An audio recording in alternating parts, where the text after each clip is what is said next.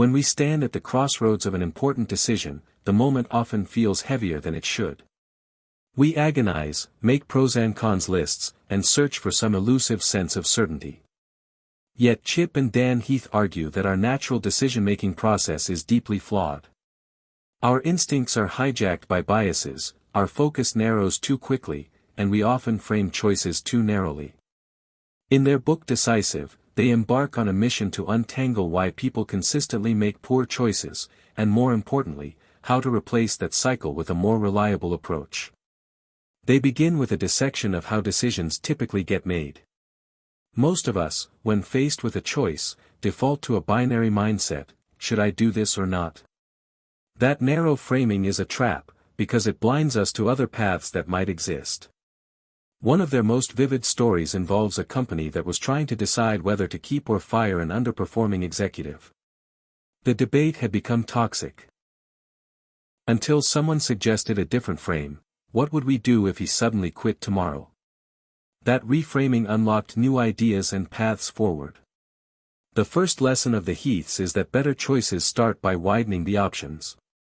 But awareness alone doesn't save us. Human psychology leans toward confirmation bias. We seek evidence that supports what we already want to believe. A manager who loves her new product idea will ignore red flags and selectively highlight success stories. The Heath brothers illustrate this with examples from businesses that poured millions into doomed projects, not because they lacked information, but because they were blinded by their own hopes. To fight this, they suggest an active search for disconfirming evidence, sometimes through what they call considering the opposite. Asking, "What would make me wrong?" is uncomfortable, but it's a way to disarm our self-deception. Another enemy of good decision-making is short-term emotion. Anyone who has ever quit a job in a flash of anger, or bought something wildly expensive under the thrill of desire, has felt how a surge of feeling can overwhelm rational judgment. The Heaths don't suggest stripping decisions of emotion, that would be impossible, but they highlight the power of distance. A favorite technique they describe is the 10/10/10 rule: how will I feel about this choice in 10 minutes, 10 months, 10 years? This kind of temporal zooming puts our impulses into perspective and reveals whether a decision truly aligns with our long-term values. Even when we widen options, challenge assumptions, and distance ourselves, uncertainty remains. The future, after all, is unpredictable. Many people respond to uncertainty with paralysis. They wait, gather more information, and hope clarity emerges. But the Heaths argue decisiveness comes not from eliminating uncertainty, but from preparing for it. They champion the use of tripwires, predefined signals that prompt us to reassess. For example, a startup founder might say, "If sales don't grow by 10% this quarter, we'll reevaluate the product."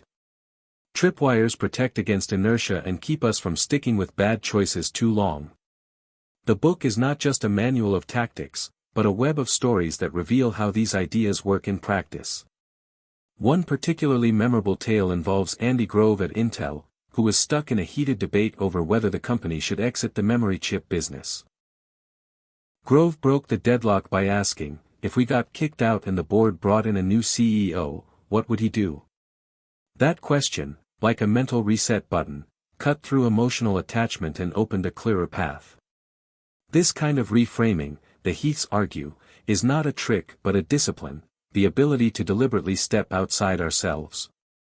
At the heart of Decisive is what they call the RAP process: widen your options, reality test your assumptions, attain distance before deciding, and prepare to be wrong. While the acronym provides structure, the book resists the stiffness of a checklist. Instead, each element is revealed through lived examples of leaders, entrepreneurs, and everyday people who struggled with the same messy dilemmas we all face. The RAP framework is less a formula and more a set of habits, like strengthening muscles for better judgment. The Heaths are skilled storytellers, and their characters stick with you.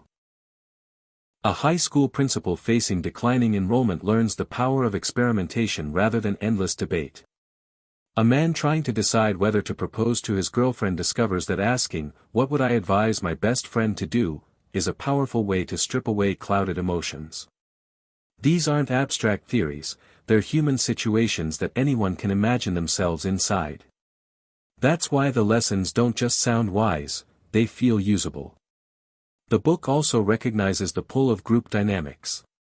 Decisions in teams are prone to politics, conformity, and hidden agendas. The Heaths point out that one of the strongest antidotes is the deliberate inclusion of dissent.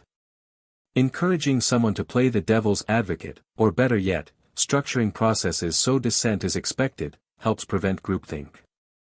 But they caution that dissent isn't about being contrarian for sport, it's about surfacing real risks and testing assumptions before it's too late. A recurring thread is humility. Many of the worst decisions chronicled in the book came from overconfidence, executives who believed their intuition was flawless, or leaders who mistook stubbornness for strength. The Heaths argue that real decisiveness doesn't mean being inflexible. It means acknowledging that the future can surprise us, and building decisions that can adapt when it does. Tripwires, small experiments, and premortems, imagining your decision has failed, then asking why, are all tools rooted in humility. What makes Decisive so engaging is its rejection of the myth of the lone genius. Too many decision-making books idolize the visionary who sees the future clearly. The Heaths take a more grounded approach. The best decision-makers are not those with extraordinary foresight, but those who design processes that keep their biases in check and leave room for course correction. This is an empowering message, because it suggests anyone can improve. The book's storytelling rhythm builds toward a paradox. While we spend enormous time agonizing over decisions, our biggest failures usually don't come from choosing wrongly between two options, but from never having asked better questions in the first place. Should I take this job or not? Should I invest in this product or not? These narrow frames hide richer possibilities. The real cost of poor decision-making isn't bad luck, it's the blindness of not seeing alternatives that were available all along. As the Heaths close, they remind us that decisions shape our lives in ways both large and small. A college choice determines lifelong friendships. A single hire alters the culture of a company. Even trivial-seeming decisions, like how we spend an idle weekend, compound into patterns that define our identities. In this sense, learning to decide well is not just a skill, it's a way of steering the arc of our lives with greater awareness. By the end, the reader doesn't walk away with a promise of certainty, but something subtler, confidence in the process. The Heaths don't claim to eliminate regret or guarantee perfect outcomes. What they offer is a toolkit to give our future selves a fighting chance, to resist the traps of narrow framing, confirmation bias, and rash emotion. And when the inevitable surprises come, we'll be less shaken, because we prepared for wrong turns from the start. The true power of Decisive lies in its insistence that better choices are not born from genius flashes but from structure, perspective, and humility. It's a book that doesn't just lecture, but shows, through stories, how ordinary people can shift their approach and end up with dramatically better results. And in that way, it offers not just strategies, but a kind of quiet hope, that our next decision, whether small or life-changing, can be wiser than the last.